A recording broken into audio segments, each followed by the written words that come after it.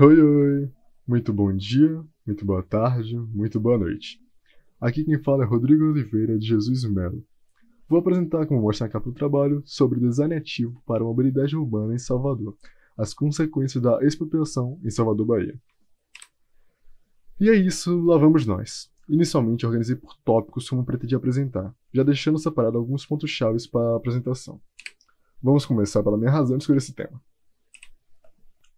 Escolhi design urbano, pois enquanto buscava por um tema, queria algo que estivesse relacionado com o que gosto e quero estudar, que é design.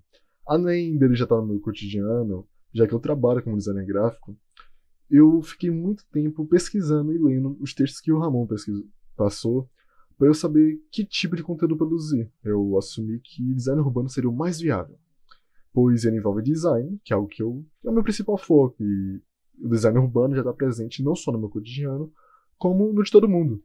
Ah, e para a cereja do bolo, eu consegui relacionar com um dos textos que o professor Ramon passou.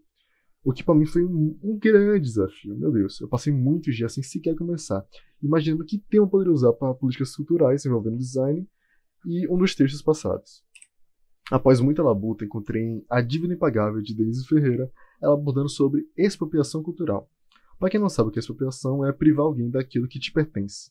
E a partir daí, o que precisava para interligar o texto de Denise ao meu trabalho foi apresentar como a expropriação cultural está interligada à falta de um planejamento urbano, tendo consequências diretas na mobilidade urbana de Salvador.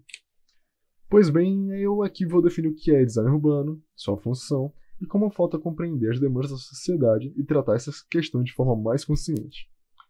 Em poucas palavras, o design urbano é responsável por moldar cidades para que lidem bem com edifícios, ruas e pessoas, tornando um lugar eficiente e sustentável.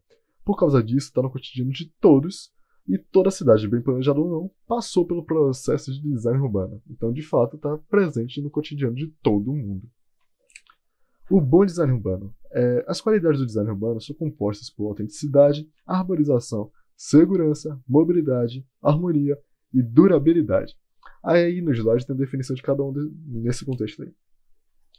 Mas quando se trata de uma cidade como Salvador, ela precisa ainda ser estruturada de forma plural, com um diálogo entre o poder público, os urbanistas e a população, pois atualmente não é possível suprir as demandas da sociedade e tratar essas questões de forma consciente. Em A Dívida Impagável, logo no início do livro mesmo, Denise fala dos efeitos da expropriação cultural que, causada por conflitos regionais e políticos, resultaram com que populações pobres precisassem se deslocar, que, por fim, fez com que, através de políticas públicas, elas fossem se expandindo, as favelas fossem se expandindo, de tal forma que não houvesse um planejamento urbano para essas comunidades. E um desses conflitos políticos públicos que eu separei foi o bombardeio de Salvador, que aconteceu em 1912. Como mostra aqui a Wikipedia, foi um dos episódios que marcaram as lutas políticas entre as oligarquias provincianas durante os primeiros anos da República Velha ocorrida em Salvador. E, bom, na internet talvez você não encontre tanta informação de como isso atingia as favelas. Mas caso você estude um pouco sobre o contexto em geral, você nota que foi importante. Foi um fator realmente relevante para o surgimento. Surgimento não, mas expansão de favelas. Há projetos que visam o planejamento urbano ideal, onde a mobilidade urbana é segura e sustentável, à base de locomoções via transportes sustentáveis, como bicicletas ou a pé. Há também carros elétricos, mas principalmente bicicletas e caminhadas. Atualmente, as cidades funcionam com foco nos veículos. As coisas são distantes, e quando não estão distantes, não é cômodo chegar até elas. Não há calçadas adequadas, segurança, passarelas que conectam os lugares, pois foi investido para que as avenidas fossem aptas aos veículos. Na maioria das vezes, somente bairros nobres têm um investimento da hora para render uma caminhada decente. As periferias estão cada vez mais desgastadas, recebendo migalhas como investimentos. Isso quando ganham alguma coisa. Suas calçadas estão quebradas e esburacadas, sem postes de iluminação, e se perguntar se tem faixa de pedestre é motivo de piada. Eu realizei uma pesquisa no Google Forms com o intuito de saber o que as pessoas acham sobre sua cidade em relação ao design urbano, no caso Salvador. Eu divulguei pelo WhatsApp para amigos, familiares, amigos de meus amigos e, bom, até desconhecidos alguns. 67% das pessoas que participaram dessa pesquisa afirmaram que já sofreram ou conhecem alguém que sofreu dificuldades por mau planejamento de mobilidade urbana, e 42% não acredita que seus bairros sejam seguros, de fácil mobilidade, arborizados e atraentes. A maioria dos pesquisados são do Cabula, Sussuarana e Mata Escura, porém essa pesquisa também foi mais abrangente em vários outros aspectos, indo até quase Lauro de Freitas, galera de Cajazeiras. Tem de vários lugares, mas a maioria foi Cabula, Sussuarana e Mata Escura. Após mocota fazendo pesquisa, eu encontrei um projeto promissor chamado Visão Zero. Ele foi anunciado pelo prefeito de Nova York em 2014.